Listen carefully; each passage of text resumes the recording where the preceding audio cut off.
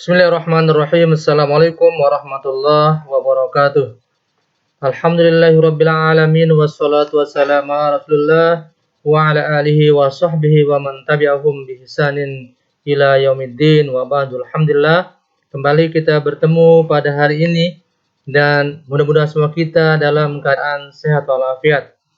Masih kita bicara tentang pendudukan Jepang di Indonesia, yang mana materi kita pada hari ini yaitu implementasi kebijakan pemerintahan Jepang dalam bidang politik dan militer. Bagaimana pelaksanaan kebijakan pemerintahan Jepang di dalam bidang politik dan militer. Pada pertemuan yang lalu telah kita bahas mengenai beberapa organisasi sosial kemasyarakatan yang dibentuk oleh Jepang, apa tujuannya dan bagaimana implikasinya dalam kehidupan pemerintahan dalam bidang politik dan militer ketika Jepang berkuasa di Indonesia. Itu sudah kita bahas. Nah, sekarang ini kita lihat kemarin yang pernah gerakan 3A. Ini juga sudah kita bahas. Gerakan 3A itu di mana Jepang adalah melakukan propaganda dengan 3A, yaitu Cahaya Asia, Nippon Cahaya Asia, Nippon Pemimpin Asia, dan Nippon Pemimpin Asia. Namun hal itu dimanfaatkan oleh orang-orang Indonesia untuk memperoleh kemerdekaan itu. Nah, tujuannya juga sudah kemarin kita bahas. Namun propaganda itu gagal dilaksanakan oleh Jepang. Kenapa? Karena justru dijadikan rakyat untuk mempersiapkan diri untuk merdeka, dan dibubarkan juga, yang diganti oleh namanya Putra, Pusat Tenaga Rakyat. Nah, jadi di sini juga kemarin sudah kita bahas, kita tidak lagi membahasnya karena sudah kita bahas. Selanjutnya adalah kemarin juga tokoh Putra atau biasa disebut Pasrangke sudah kita bahas kemarin, Soekarno, Hatta, Ki Hajar Dewantara, dan Ki Haji Mas Mansur, itu sudah kita bahas. Nah, sekarang ini kan kita lihat sekarang. Dalam perkembangannya, keberadaan dari Putra ini tidak memenuhi ekspektasi. Ekspektasi itu adanya harapan. Jadi Putra itu sebenarnya diharapkan agar bagaimana orang-orang tokoh tadi itu bisa membantu Jepang. Namun itu juga tidak memenuhi ekspektasi atau harapan Jepang.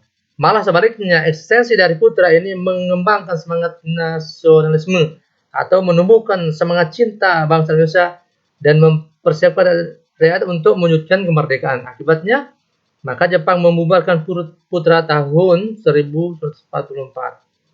Nah, ini diganti oleh namanya Majelis Islam MIAI, Majelis Islam ala Indonesia. Nah, MIAI ini sudah ada pada masa kolonial. Ini jauh sebelum Jepang masuk itu sudah ada MIAI ini, Majelis Islam ala Indonesia. Namun pada masa Jepang ini mendapat perhatian karena dianggap MIAI ini adalah anti kolonial Belanda. Nah, jadi MIAI ini tetap dihidupkan pada masa Jepang karena ini dianggapnya oleh Jepang bahwa Majelis Islam ala Indonesia ini dianggapnya anti kolonial. Berarti kalau anti itu dia tidak akan memihak kepada Belanda. Jadi hal ini dimaksudkan Jepang untuk memanfaatkan karena basis massa umat Islam untuk mendukung pemerintahan Jepang. Jadi memang Islam itu selalu dibutuhkan pada saat-saat orang butuh suara, misalnya dalam pemilu presiden, pemilu legislatif, gubernur, selalu dia mencari organisasi yang massa Islamnya besar, karena memang diharapkan dia akan mendukung apa yang menjadi programnya itu. Jadi Islam itu selalu dimanfaatkan, setelah dimanfaatkan seringkali kita ditinggalkan. Inilah dilema dalam kehidupan berbangsa dan bernegara. Nah, apa tugas MIAI? Ya, tugasnya adalah pertama, menempatkan umat Islam pada kedudukan yang layak dalam masyarakat Indonesia. Jadi ini Jepang itu sudah bagaimana Islam itu ditempatkan pada kedudukan yang sewajarnya.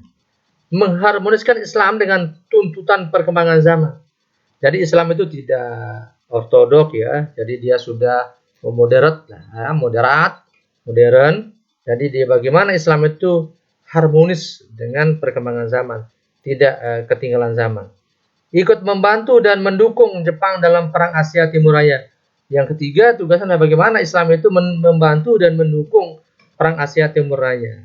Ya, misalnya kalau kembali ke politik-politik itu seringkali ya dijadikan Islam itu sebagai apa ya? Sebagai pedoman. Kalau sudah ini katanya para pimpinannya, para tuan gurunya atau ustadznya, maka nanti jamaahnya ikut. Ini harapan Jepang. Nah, program kerja dari MIAI yang paling menonjol adalah pembentukan Baitul Mal atau lembaga penghimpun dana untuk memperjuangkan MIAI dan menerbitkan majalah Suara MIAI sebagai upaya membentuk opini publik dan menyebarkan informasi. Jadi ini ada pada masa lalu itu sudah ada namanya Baitul Mal atau lembaga penghimpun dana. Jadi kalau sekarang itu kan dikenal dengan namanya bank itu ya. Kalau dulu namanya Baitul Mal. Ini lebih kepada nilai-nilai Islam, bukan nilai-nilai. Kalau bank itu seringkali berorientasi ya bunga. Kalau sudah bunga itu maka ya antum sudah tahu apa di balik bunga itu. Nah, namun karena MIAI menurut Jepang tidak memiliki kontribusi yang jelas bagi Jepang, akhirnya MIAI juga dibubarkan. Nah, Jepang ini terus ketika tidak ada kontribusi atau ekspektasinya gagal, maka dia bubarkan semuanya. Jadi tidak ditinggalkan oleh Jepang.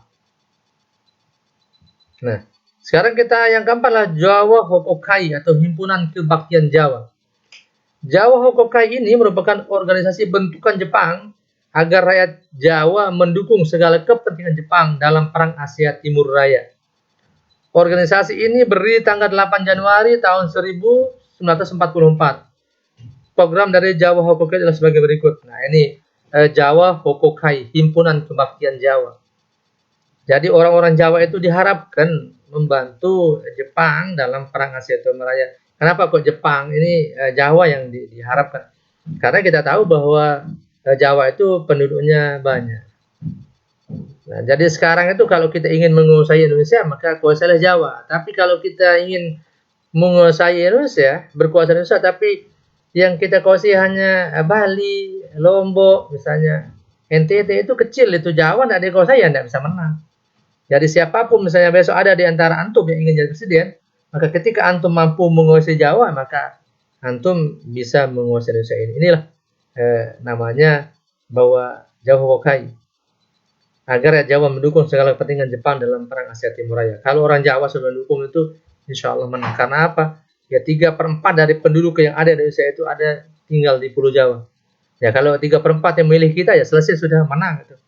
Yang lain-lain itu tidak artinya bukan tidak bermakna, tapi sangat sedikit lah, tidak terlalu signifikan. Nah, apa program dari Jawa Hokokai ini? Yang pertama adalah melaksanakan tindakan dengan nyata dan ikhlas demi pemerintahan Jepang. Jadi kita disuruh ikhlas demi pemerintahan Jepang. Ada tindakan nyata dan kita ikhlas. Ya seperti lambangnya itu ada namanya ikhlas beramal. Memimpin rakyat untuk mengembangkan tenaganya berdasarkan semangat persaudaraan.